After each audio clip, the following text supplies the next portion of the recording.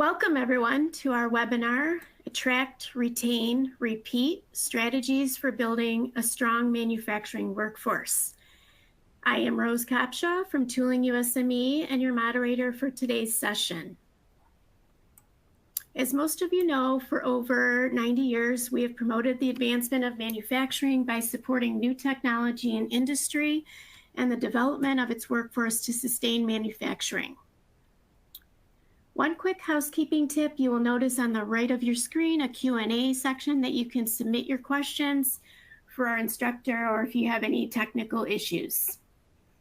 We should have time at the end to discuss the topic, and also a recording of today's session will be made available on our website at learn.toolingu.com. At this time, I would like to introduce our speaker for today, Denise Cowburn. Denise is a Workforce Development Specialist for Tooling U-SME. Her experience in manufacturing equips her to implement best practices in workforce development and facilitate workshops across the country for organizations of all sizes. Take it away, Denise. Great, thank you, Rose. Well, welcome everybody. I am so excited to be presenting some great information to you today, and I'm actually being joined by a great partner of ours, Matt at Grede.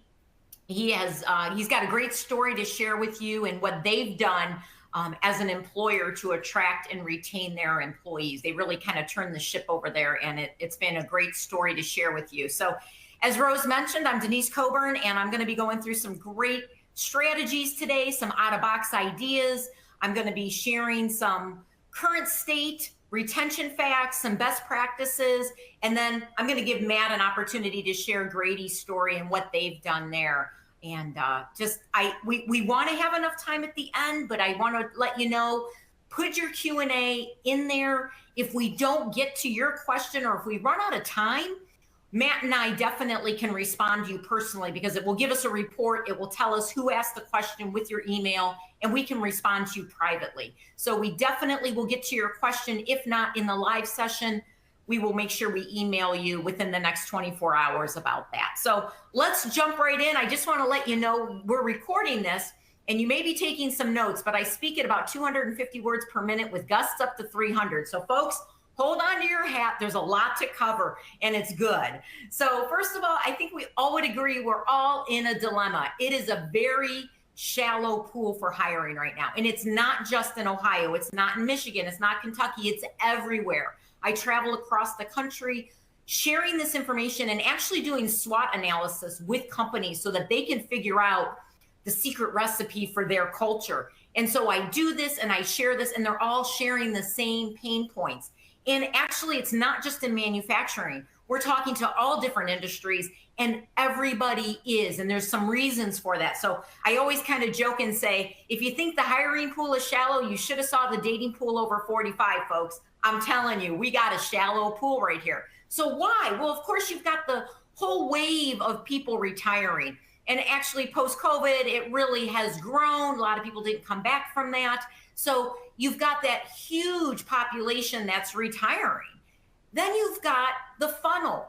So you've got the lowest birth rates in some states since pre-Civil War. So folks, until we start cloning people, we've got definitely a supply issue because people aren't having the babies. What else? You've got all the Amazon logistics centers. Think about the whole mail order system right now compared to like 7-8 years ago. You've got large distribution centers popped up across the whole United States, and they actually do take some of your very technical people because they maintain the logistics area. Then, as I travel across the country, there may only be a McDonald's in a town. I guarantee you there's at least $2 Generals. They're everywhere. Now, I understand this isn't giving you your engineer level, but people are growing their own now. And with that, they are hiring in people maybe who've never had any manufacturing experience. So you are sometimes looking for people who maybe were at McDonald's yesterday or Dollar General, or even the hospitality industry. Think about your own hometown, where you're from. Think of all the microbreweries, the wineries, the VRBOs, Airbnb, all the hotels just in the last 7 to 10 years that have just sprung up. it all takes a drain on the people and what they're doing with their careers, and especially your entry level, so that you can grow your own in your company. So we had 45 million workers in the US choose to quit their jobs in 2023. That's a lot of people, folks. Well, the year before, they called it like the Great Resignation. They stopped using that this year, but still a lot of people exiting the workforce. As you can see, 2022, huge exodus. 2023, a little bit down. People are getting more stable, but still there's a lot of movement. And I know I'm not sharing anything that's shocking you. So really, what is our goal? Our goal is to be the employer of choice. You've got to be the employer of choice in your area, so that when people are thinking of, hey, I want to look at what my opportunities are, they're thinking of you. It is so important to be the employer of choice. So I'm going to share some different reports, and I've been following them, for some of them for over 7-8 years now. And I've got some kind of insight into it. I've seen the trends, and I want to share them with you, so that you also can kind of get a feel for it, because it's nothing like, wow. But when we start looking overall at the trends, we need to pay attention and we need to take notice. It's not going away, folks.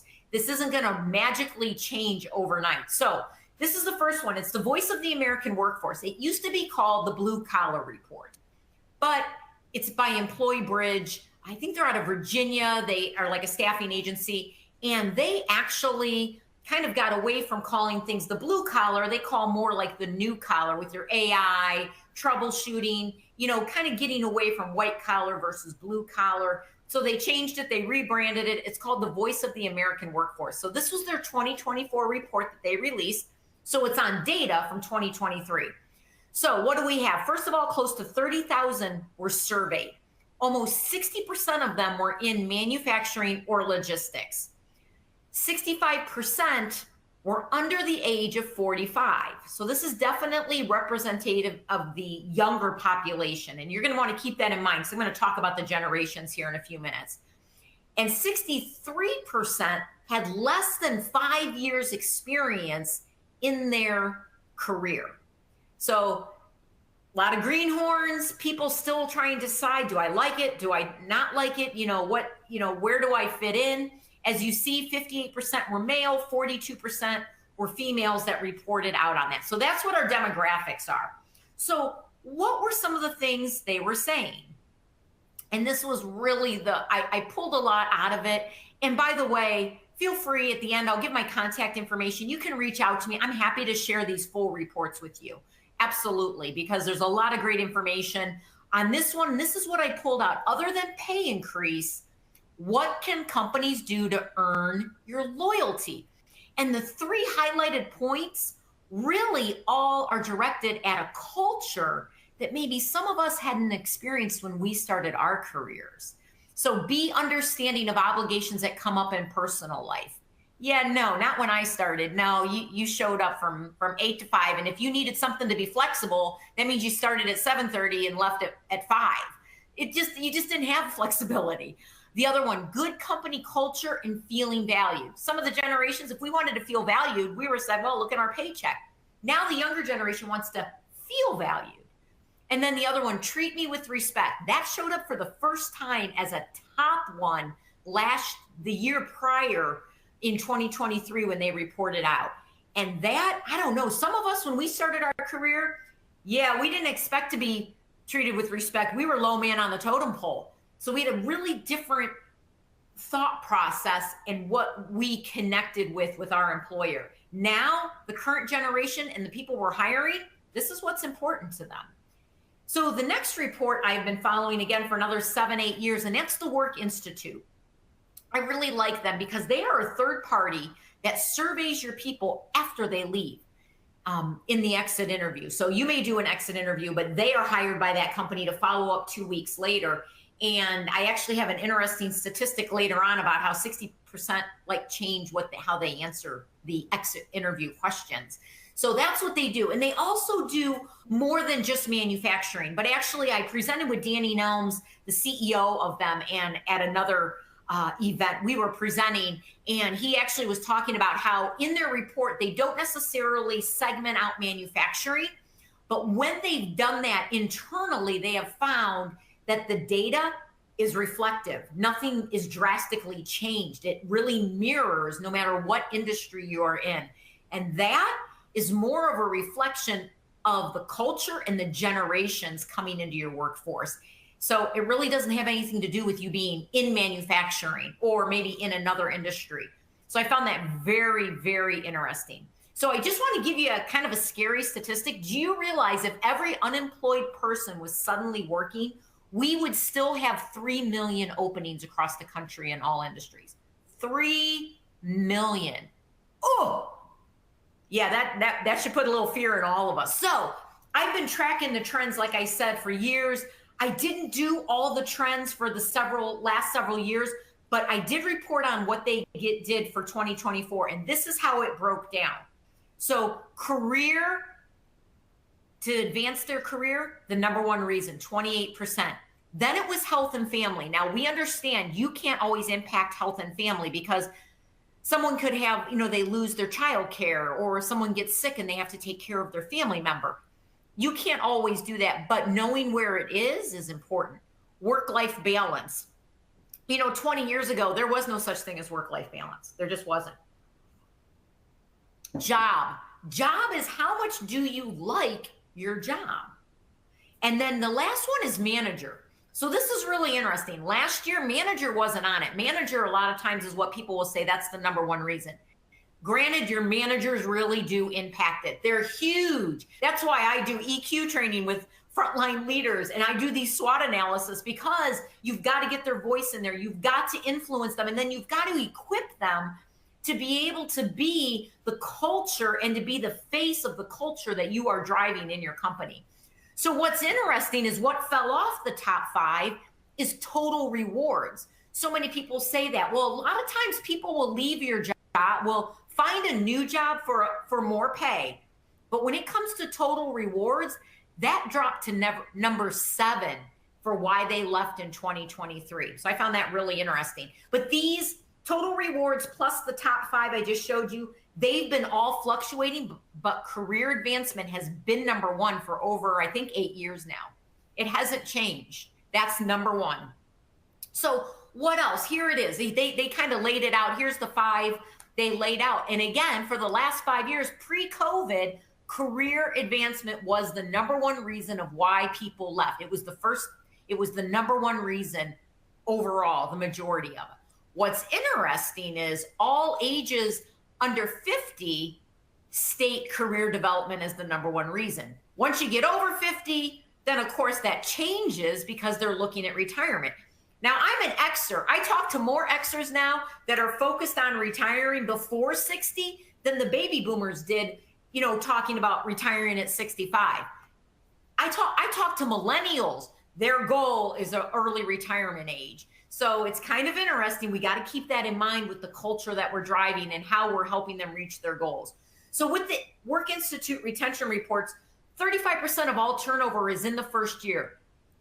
And over half of that is within the first 180 days. And folks, I got to tell you, that really points to career development. That points to a strong onboarding. And I'm actually going to hit that.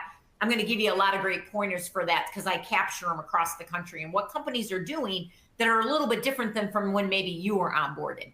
So one of the other things that are really impacting just our workforce and what people are doing is we now have a gig economy.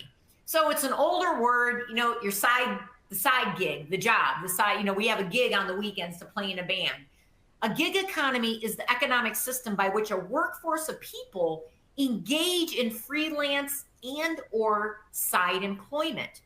And I am finding more and more manufacturers are jumping on this and allowing for a segment of their workforce to be freelance, to be someone who can plug and play. And I'm going to talk about that more in a minute.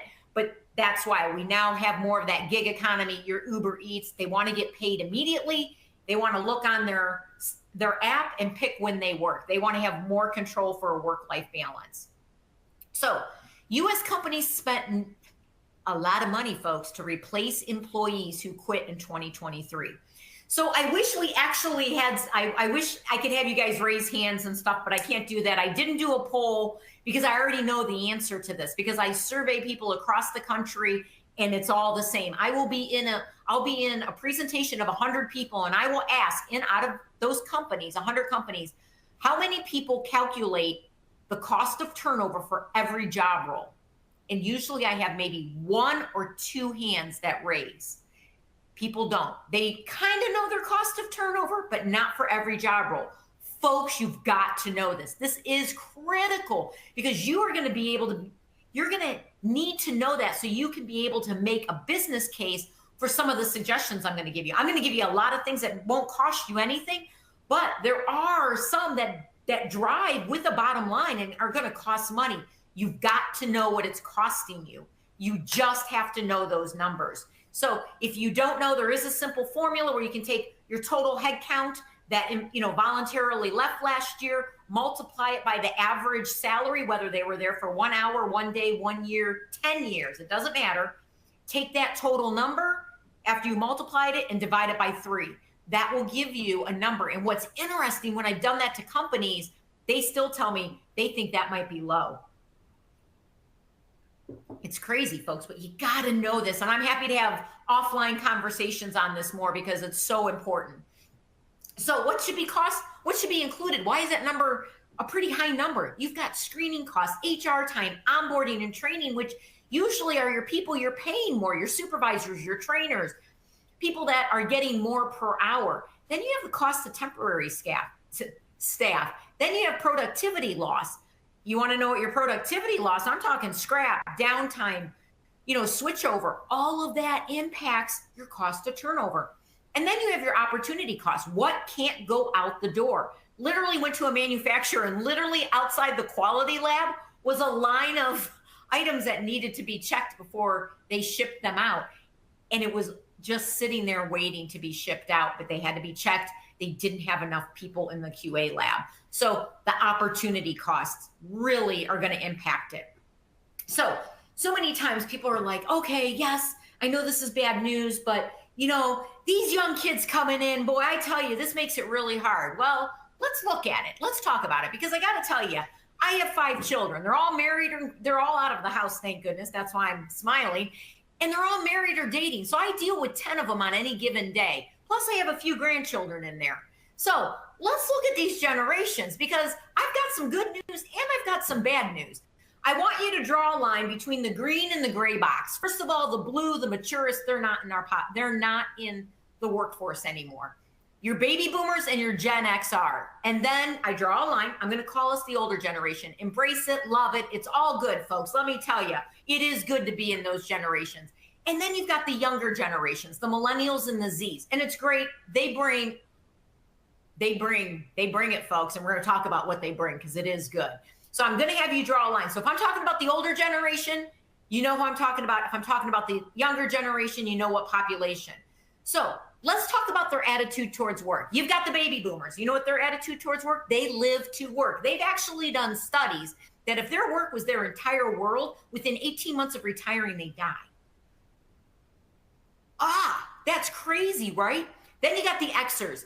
Their motto is work hard, play hard. I like to play hard, then work hard, but you know what I mean? It's the same, right? Work hard, play hard. Then you got the millennials and Zs, and I'm going to kind of put them together because of their attitude is kind of similar, and that is they work to sustain their living, the exact opposite of your baby boomers. They work to sustain their living. So if they're living in mom's basement and just paying a phone bill, they can be transient. They can move around. It was the kiss of death for Xers if you didn't work somewhere for at least 3 years. You've got Gen Zs who are there for 3 days and are like, no, or even 3 months. And they don't mind putting that on their resume. They look at it as, hey, that was experience. What else? Attention spans. Millennials, 12 seconds. Zs are 8. When I first heard that, I'm like, holy cow. Oh, my goodness. And I started thinking about it. And I was actually in an airport in Cleveland Hopkins Airport, where I'm out of. And I pulled my phone out. Someone had texted me a book link from Amazon. I'm like, ooh, I like that. It's a good title. I click on it. I'm a Prime gal. One click, one swipe, boom. It's coming to me in 2 days. I click on it. I'm like, oh, the internet must be bad. I put it in my pocket. Folks, I think it was 6 seconds. Technology has trained us. We're a bunch of monkeys. We are. It's trained us. Think about it. Think about how much technology has trained us. If you know what a BlackBerry is, you know what your speed to competency was to switch over to an iPhone. And now you're pretty agile on an app. Think about during COVID, how quickly we got used to Zoom, right? I'm telling you, we're getting better, but technology has really impacted us. And now you also have a younger generation before, that are after the Zs. That's your Gen Alpha, up to like 11, 12. Just kind of depends on your age range. But I got to tell you, because, all these ages, they do fluctuate depending on what you go by on the internet. Your Gen Alphas, they say 65% of the jobs they have haven't even been created yet because of technology. So it's really interesting. It really is. You got baby boomers who bought a house to start a family, Gen X for financial investment. And then you've got your millennials who bought houses for a yard for the dog. We're all different, but we bring all different unique aspects and insight to the game and to the company. So I just want to bring that to you. And I'm going to come back to the generations, but I want to give you this one. The younger generations have no work ethic. We've heard this. People thought it, said it. I don't know. It's a myth, folks. Let me tell you, they have more of a self-centered work ethic. They're dedicated to completing their task well, but maybe they haven't been raised to look around to see what else they need to do. So older generation, if we got done with our work, we, picked up a broom, started sweeping, made ourselves busy till the bell rang, right? Younger generations like, I'm done, I'm out. And you're like, no, we're not done. Why? They're gamers. They look for all the extra lives, ammunition, and golden pineapples, people. They're gamers. And you know what else? I usually show a video during this, and they're just like making fun of the younger generation, Folks, we raised them. Us older generation, we raised them. And actually, I think we did a pretty good job. In a way, I really do, because of how different they are. I love what they bring to the table, folks. So before you start complaining, we got to look and say, you know what, we raised them. But I will say this, technology, just like I told you about the attention spans, technology has played into it. So leverage that. Leverage it. So I told you we raised them. And what did we raise them? And what did we tell them? Love what you do. You'll never work a day in your life, right?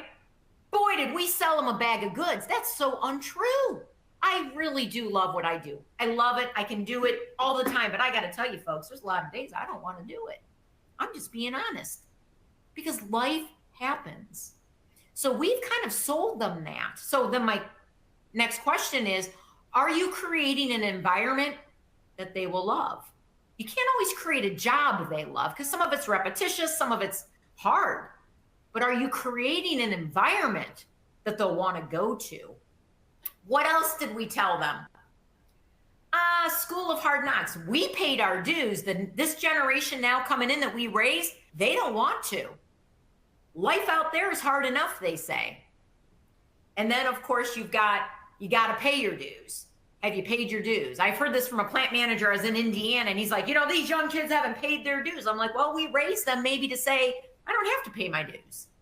Just saying, folks. Just trying to shake the tree a little. We got to start thinking outside the box, because the solutions are outside the box. So what are some of the attraction trends?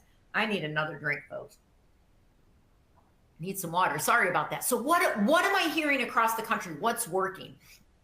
First of all, social media. If you are advertising on Facebook, you're going to get mom and grandma. Just saying. You're not going to necessarily get the younger generation. They're on Instagram, TikTok, Snapchat. That's where they are. But if you are going to advertise, use geofencing. So Waze app that tells you where the police are. If you're traveling on the road and it tells you where the police are, it really helps me. I have a lead foot. That is crowdsourcing. The people ahead are telling the people behind, hey, there's police up here, or there's road construction. Geofencing is on the Waze app, I'm getting up to the next exit, and all of a sudden a little ad pops down and says Dunkin' Donuts up on the right. That's geofencing. I get inside their fence and they advertise to me. I was sitting in a manufacturer in Cleveland, Ohio, waiting to go into a meeting, and I was on social media, and an ad popped up for a company that was hiring. And it wasn't the company I was sitting in the parking lot for. And I thought that was like, there you go. It's being used. Visibility in education. Please go to the career fairs, and please take a diverse population. Definitely take, different genders, people who've only been there maybe a few few months and are still excited about working there, not just your HR and your plant manager. Definitely do that. Get involved. Be on the advisory committees.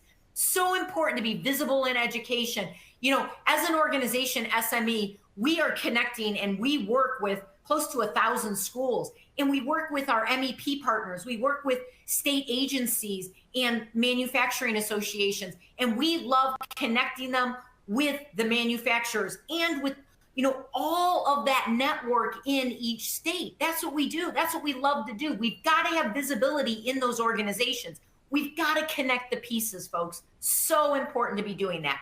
Business cards. This one I heard, I was in Massachusetts and I was doing a consortium training, like 30 different companies in there. I'm sharing a lot of information. And this person raises their hand and says, we give every new employee a business card. I'm like, yeah, I usually don't get business cards unless, you know, you're in the office. They're like, oh, no, we give them to everybody. And even if they don't have an email, we just put the general email, our general phone number, and their name and title, so they give them to family. You know, friends and family, they hand it out, they're proud, and it gets our brand out there. I was like, oh, okay, interesting. 6 months later, I went to New York. State of New York was doing a similar presentation. Someone raised their hand. It was an owner of a company. He goes, you know, something I do is I give out business cards. I'm like, really? Said the same thing. He goes, yeah, it cost me like $10. It's worth it. So I get my brand out there because they want to work with their family and friends. And I'm going to talk about that again in a second. Folks, you got to be doing eye-catching signs. If you're doing those blow-up twerky dolls, those are for the car dealership. You need to have good eye-catching signs. I'm going to give you some samples. I'm going to show you some. You got to do that. If you're going to spend money on them, they better be good. Community involvement. I was up in Wisconsin at a manufacturer, and I was going in to do a SWAT session so we could figure out how they could attract and retain their people. And I told my colleague up there, hey, Sue, I'm coming up there. Let's do dinner before. She goes, who are you visiting with? I told her the name of the company. They've been in there. They've been around there for like 35, 40 years. She's like, never heard of them. They're only like 10 miles away. She asked her husband and her two children, one in college and one in high school. None of them had heard of that manufacturing. Folks, you need everybody in your community on the outside of your walls knowing what's going on the inside of your walls. New populations to attract. This is so critical. And as an organization, SME is very, very active in this and helping finding these new populations. So what do you got? Justice involved citizens. I have a whole sheet I can share with you offline of some of the things companies have done. It's so important. We're actually, a lot of our resources are in some prisons. So when they come out, they can find a job in manufacturing. You got to have the parent shift, folks. There are people out there that don't want all your benefits, but they only want to work from 9 to 2 because they got to drop off the kids and pick them up. Or maybe they don't want to work in the summer. We got to get creative. We're manufacturers, folks. We can figure this out. Weekend warriors. I love this. I have a whole presentation on this. I was with an HR manager. We did a presentation earlier this year, and he had a financial background. So it was an automotive supplier, tier 1. Management came to him and said, you know, we're only spending $30,000 on overtime a month. That's good. And he had a financial background and he ran the numbers. He goes, oh, no. We're spending a lot more than that. And he showed them the numbers. And then he showed them a plan to come up with weekend warriors, where their regular people worked Monday, Tuesday, Wednesday, Thursday. And then they had people for Friday, part of Saturday, part of Sunday. They ended up with like 36 hours. They got full-time, or 34 hours. They got full-time benefits. And the people that worked during the week weren't doing overtime, but they could if they wanted to. So it was an option. It gave them flexibility, and it tapped into a whole other population. If you want to talk about weekend warriors, reach out to me. I'll share that information with you. Retirees. This one was in Colorado. I loved it. They were losing their organizational knowledge, or that tribal knowledge. So they talked to the people retiring and said, hey, when do you want to fish? In the morning? Great. Come in the afternoon. We'll work out some type of benefit package, and you can continue to help us transfer that knowledge.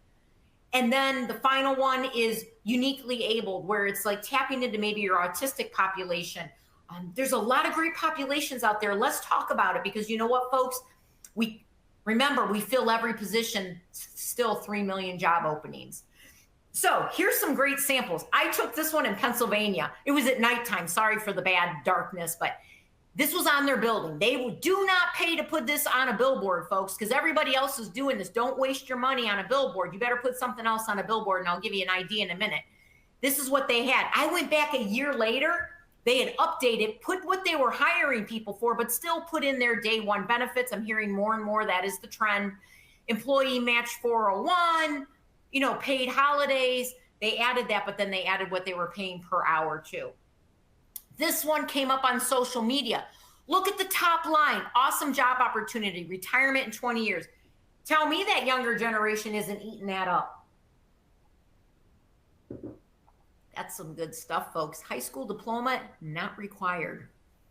And CSX has a reputation a little bit, so they're trying to hire people. They've been churning and burning from something I've heard in industry. A lot of people are actually. You're not alone if you are, but they're getting it here. They're getting it right.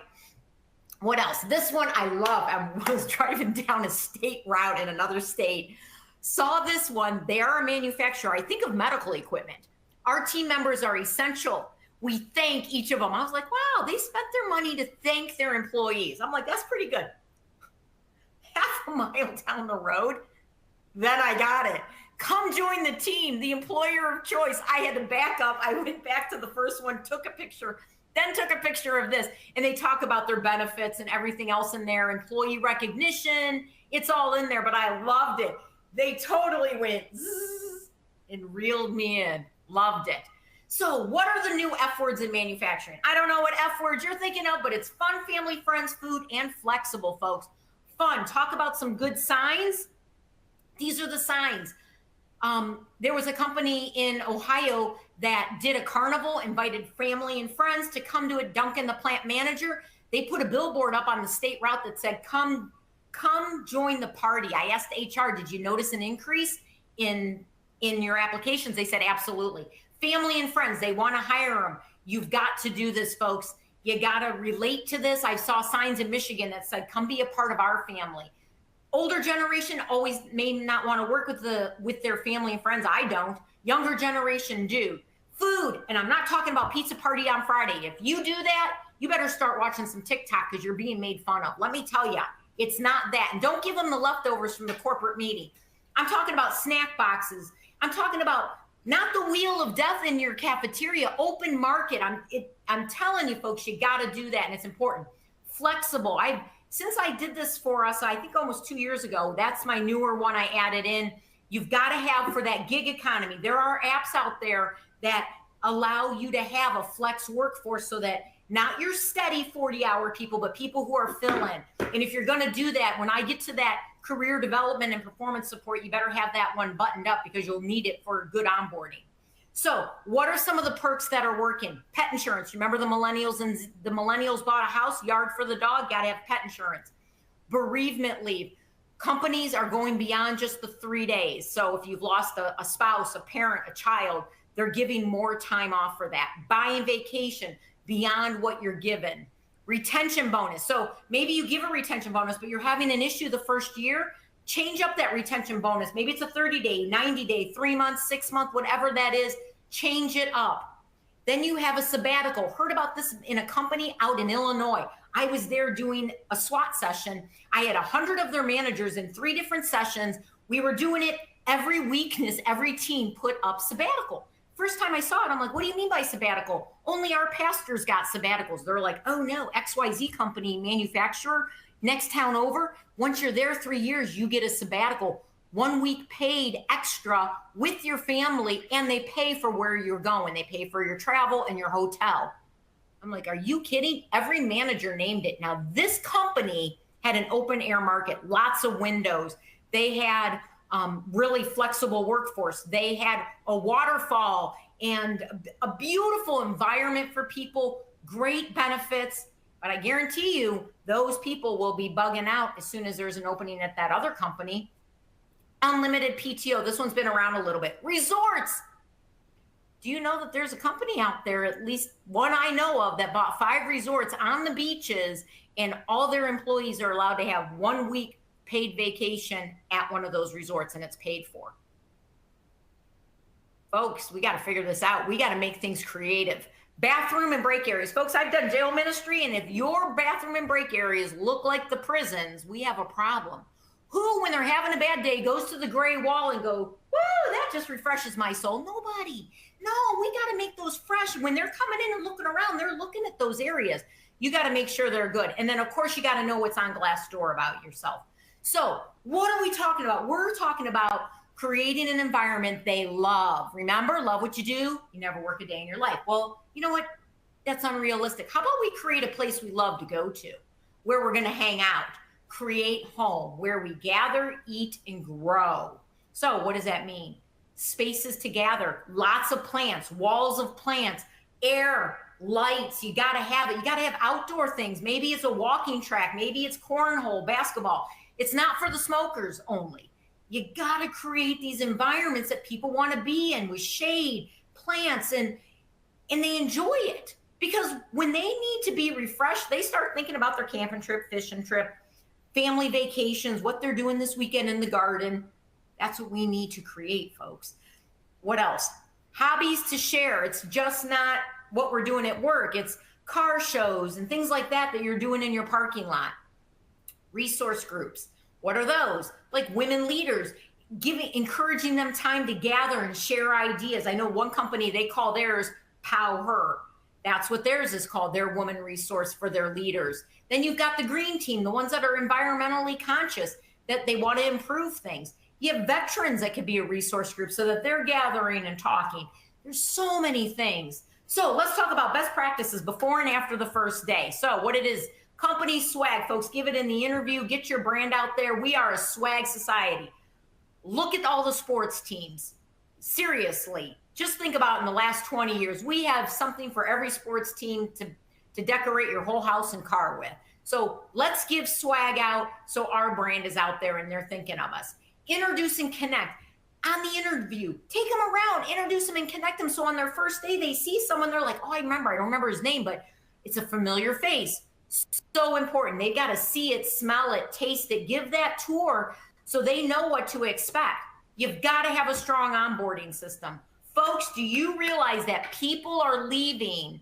They don't give it 3 months. They give it, our generation usually said 6 months. They're giving it 1 hour. You have 60 minutes. And I'm not talking about the time they're with HR. That can sink you. I'm also talking about when they are with their trainer, the first 60 minutes with their trainer too. That's a new experience. So important to do strong onboarding. So important. That's why we actually as an organization go in and we audit onboarding, because we're a third pair of eyes to find those blind spots. Folks, you've got to do this, and don't onboard them on a Monday. You're putting out fires. Even Tuesday, Wednesday, and Thursday, your best day to onboard is Friday. Everybody's in a good mood. And you got to put some thought into this. It's so important. And also do a buddy system. I'm not talking about their trainer and supervisor. I'm talking about a person they could just go to the first month to be like, hey, the best coffee's over there. The bathrooms are over there. Taco comes on Tuesday. Get out there 5 minutes early. So they feel like they're part of it. They're part of the family. 73% are thinking of a career move within 90 days of employment. That should scare the pants off you. So what are we doing? Remember all the reports. They want career pathways and aligning it to pay. This is what we do every day with Tooling U-SME. We are helping companies with this. You've got to get this right, folks, because this is why they're leaving. And think about it. They're gamers. They're looking for it. Regular feedback. As gamers, when are they getting feedback in their games? All the time. And it's regular, formal and informal. So you got to do this. And I'm not talking about ladder development. I'm talking about lattice development. They want experiences and opportunities. And if you don't give it, they will go somewhere else to get it. You got to give them clear training and career pathways. We are huge proponents of a structured pathway. I can't tell you right now, I am working on so many projects with companies where they have a line that they need to increase speed to competency. Someone comes in, they can't wait 3 months or even 6 months to get someone up to board. They need them competent within the first week. And we literally work with them to do a pathway like this, to structure it. You've got to have peer guides, trainer guides. You've got to have a training the trainer so you are getting what's in the head, in the hands, out the mouth in a consistent and repeatable manner. So important to a worker qualification. You got to tell them that's the cheat sheet that they do in their games. They go online and get that. This is their cheat sheet. They'll know what the worker qualification is. They'll know what you're going to be trained on. You also need to give them performance support. So important. So you've got your competency post-training. Blue is what's expected. Nothing goes as expected. Green is the actual. When you have tips and tricks in their pocket on the floor, hanging up so that they're successful, that's what happens. Without it is the red line that goes down post-training. And I hope you're setting your trainers up for success. So important. I hope you're doing stay interviews, because the research indicates that over 40% of the reason for leaving are different after the exit interviews 2 weeks after. I hope you're doing these. Also, I hope you're understanding your employees. You should be doing this throughout the year, understanding them, what's important and what drives it.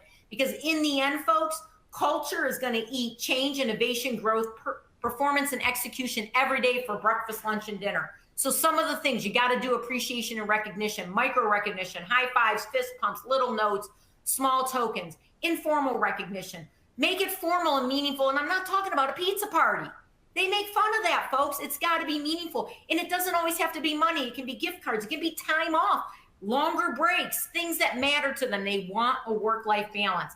Peer recognition, as well as social recognition on your platforms. So, I'm going to take a break. I finally get to catch my breath. I'm putting my contact information up here, and I am really excited to introduce Matt to you from Grede. Boy, Matt has been huge in turning the ship there with the leadership team, and I saw it. I was working with them prior to Matt joining in June of 2022. He leads the HR, communications, environmental, social, and governmental activities. He has over 20 years experience leading HR in manufacturing and the supply chain industry. So prior to it, he actually was the senior VP of HR for less than truckload businesses at XPO Logistics. And before that, he spent 10 years at like Stanley Black & Decker, various leadership roles, including VP, integration leader, global HR, and director. He has a master's in HR and labor relations from Michigan State University. I'm OHIO, Matt, but it's all good. We still love Michigan. And he also has the master's degree from Michigan State University and a bachelor's degree in industrial psychology from University of Michigan. Matt, take it away. Share what you've done, because it's an awesome story. All right, thanks, Denise. I thought I talked fast, but I feel like I just listened to a book at 1.5 speed, and I'm not sure how you haven't passed out by now. I got to be honest. So, and I appreciate that you love Michigan. I don't feel the same way about Ohio State. Sorry. Go Blue. So, no offense to any of the Ohioans on the call. So, thanks, Denise. Again, we've done a lot at Grede, but listening to you, there's a lot we aren't doing very well. And I'm looking forward to actually sharing your slides with the broader Grede HR team after this presentation as well. So I'll talk a little bit about what we have done at Grede over the last several years. So, what was the problem? So since COVID, we've lost over 7,000 years of technical expertise in our business, whether that be salaried engineering talent or hourly maintenance technicians and electricians. We've lost a good portion of our technical talent and expertise over the last several years. When I got here, our overall vacancy rate in our manufacturing jobs was over 10%, and our skilled trades, maintenance technicians, was closer to 20%. We were having to shut down plants because we honestly just did not have enough people to keep our lines running. We were at a depleted talent bench. We filled almost every salary job with an external hire. Grede has changed hands a few times. We were bought by our current ownership, a private equity firm, 5 years ago. But prior to that, we'd been sold a couple times. We'd gone through a bankruptcy. And our previous ownership had been somewhat uninterested in the casting business, and really hadn't invested much in it, which had hurt our employment brand. We had no centralized talent development strategy, and as I think Denise talked, there's been an overall loss of interest in general in manufacturing careers, in the U.S. That impacts our ability to attract talent. And we're fighting against manufacturing facilities that are a nicer environment to work in. These are foundries. We make cast iron. So we're talking about hot, smoky, dirty, heavy industrial manufacturing. And we're competing not only against the Amazon warehouses that are popping up all over the place, but all their manufacturing facilities that may be temperature controlled, and have a less, I'll call it abrasive environment than what we face in the casting business. So, we're struggling even within the manufacturing space to attract talent into our specific industry. So what do we do about it? We took a multi-pronged approach. We focused on strategic workforce planning, launching talent development initiatives, really focusing on communications and engagement, improving our brand. I mean, Grede's been around 104 years. So, we needed to get out there and reintroduce ourselves to the industry and let them know we're back. And then we've really focused on some industry partnerships with key organizations such as Tooling U and SME. So I'll talk a little bit more about each one of these here as we go forward. So from a strategic workforce planning standpoint, buy, borrow, build. So we looked at our wages and made sure, especially for our skilled trades, that we were market competitive in the areas in which we operate. We balanced out our full-time workforce with contract labor. What are some lower skilled areas, that are not necessarily core to what we, to our essential business, that we can outsource to a third-party labor vendor, and that's been hugely successful for us. And then build. Again, when we are able to attract employees, they're not of the same level that they once were. So we now have to have programs that when we bring them in, that we can upskill them quickly to get them to the same level of competency of the type of employee we used to be able to attract right off the street. So we've done a lot on that side as well. So again, multi-pronged approach, regarding hiring, contracting, and then ultimately training and development. Talent development. So, we really started the process of, rebuilding the bench, as we like to say. So we launched a program that we call Grow with Grede. It's got 4 prongs, college internships and co-ops, and then Grede Grads. Grede Grads is a postgraduate multi-rotational development program. So it's students that have just graduated, and their job for their first 2 years, instead of going into a plant and being an industrial engineer or a quality engineer, their job is to be a Grede grad. So they are corporate employees that are on loan to the plants, and they will go through 4 approximately 6-month rotations of different disciplines in their first 2 years. So they may spend 6 months in maintenance, 6 months in quality, 6 months in industrial engineering. They might decide they want to do a 6-month assignment even in sales. They will relocate across 2 different facilities in that 2-year period. I like to say we're giving them 5 years of experience condensed into 2 years, and then allows them to really understand all the different avenues of employment and careers in the manufacturing space, so they can decide, hey, I really liked quality, or I really liked supervision, or I really liked maintenance. I think that's what I want to do once I come off the Grede grad program, and then we place them into a key position in that area. We're working on a military transition program. We've got some key partnerships we've launched this year, working with veterans that are preparing to end their military career and transition to their civilian career. Again, we have somewhat of a difficult working environment. Individuals coming out of the military are used to somewhat difficult working environments. They're used to off-shift work. So we found that that's a good match for our organization. And then career development, training the employees we currently have. We had no training platform internally, so we've launched our own LMS that we call Casting College.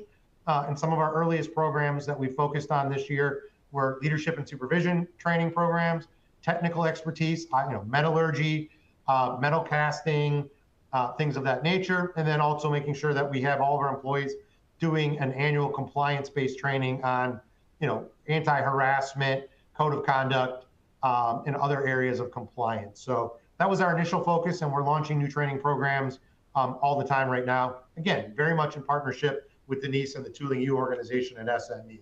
So, communications and engagement.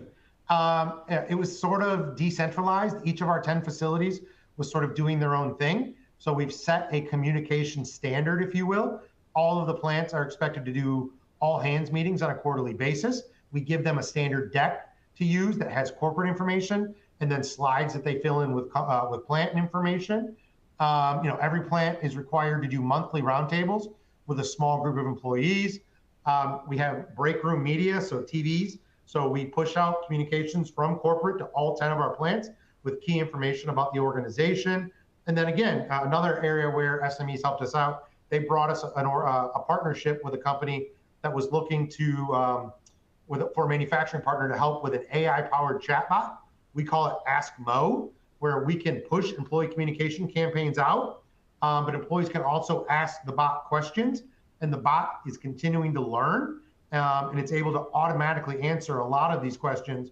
So, it's a question that would otherwise have to be asked of a supervisor or an HR person and would take their time to look up the answer to.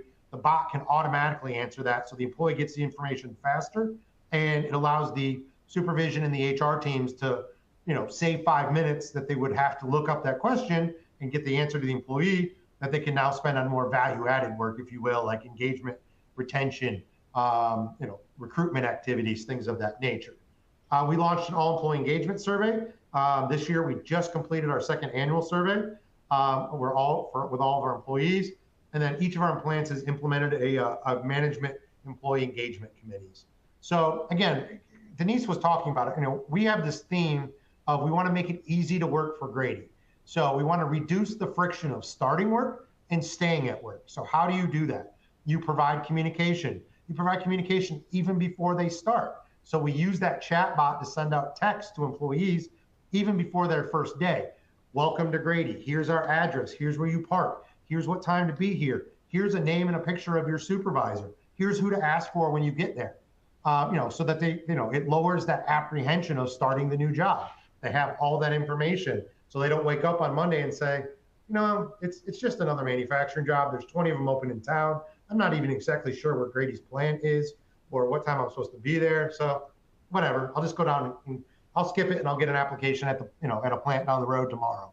So, we're trying to avoid that fall off that we see from offer acceptance to start date. So, and then once they're on board, making it very easy to work for Grede through pay, communications, respect in the workplace through their supervision, so that, they really don't have any reason to wake up in one morning and say, I just don't want to work for this company any longer. So, brand strategy, communications and brand rolls up under me. We've been very deliberate in rebranding our organization. Again, kind of getting away from the traditional view of a foundry of being nothing but fire and heat and darkness. Yes, those things are all still part of a foundry, but we're doing a ton from a technology standpoint: 3D printing, robotics, smart manufacturing, and IoT. So we've really, we've changed everything from our color scheme to our imagery to really start rebranding ourselves as a technology-forward organization. We've done a ton around our community service, social responsibility, sustainability. A selfish plug. We just launched our second annual corporate sustainability report today. So, if you want to see it, go out to the Grede website, go out to LinkedIn. All of our social media is out there. We're very proud of our sustainability efforts and our report. And then wanting people to know that we're not just an automotive supplier. We now service, industries like heavy truck, agricultural, and industrial. So we're now a diversified manufacturing supplier to multiple industries, and we're not just automotive anymore. We've grown our presence on LinkedIn, Facebook, Instagram, Vimeo, and we took a very active role in improving our scores on Glassdoor and Indeed. Most employees or prospective employees will go out and do research on a company before they accept an offer. Salaried employees tend to go to Glassdoor, hourly employees tend to go to Indeed. If you are not actively managing your presence on these sites, that's an untapped area that you really need to get ahead of, because typically most of the employees that go out there on their own had a negative experience. So we've gone out and solicited positive reviews from employees that we know are very pro Grede, and we've been able to raise our score pretty dramatically over the last couple of years, and we're very proud of that. So, and then the industry partnerships. Again, SME Tooling U, tons of training resources. They've helped us make connections with organizations like Mainstay. Mainstay is the parent company of that chatbot that we've rolled out at all 10 of our facilities. We probably never would have discovered that solution if Denise hadn't brought it to us. And again, they have tons of industry expertise that they're willing to share. In our space, the American Foundry Society is the leading nonprofit organization for foundry and casting companies in the U.S. We're doing more with them from an awards and recognition standpoint. Again, helps improve our brand. We're making connections within the industry. And then again, they also have a training library of ton of e-learning modules that are specific to the foundry industry. And then the Foundry Educational Foundation. Denise talked about, getting out there and making connections with students. The FEF is the leading organization working with universities that are accredited for foundry engineering. So they've got recruiting fairs every year. Again, they have opportunities to partner with organizations on research projects, get grants. So we've really deepened our relationship with the FEF over the last couple of years as well. And that's really helped us grow our internship and our Grede grad program, which have been essential to rebuilding our pipeline for technical talent as we go forward. So, how's it going? Our vacancy rates, like I said, they were over 10%. Our vacancy rates for 2024 for overall hourly have been below 4%. I consider that pretty much fully staffed at this point. And we've gotten maintenance in the second half of this year down below 6%, which has been critical for our organization. We've had 14 summer interns the last 2 summers. We had 0 prior to that. This last summer in 24, 50% of those were returners. So they had been with us in 23 and they came back for 24. We have 8 of our rotational Grede grads on program. The first cohort, which started in 2023, will graduate in spring of 25, and we will backfill them with additional new graduates. We've made offers to interns that are graduating next year to fill those spots. That's how we like the program to work. You intern with us, and then we make you an offer to join the Grede grad program when you graduate.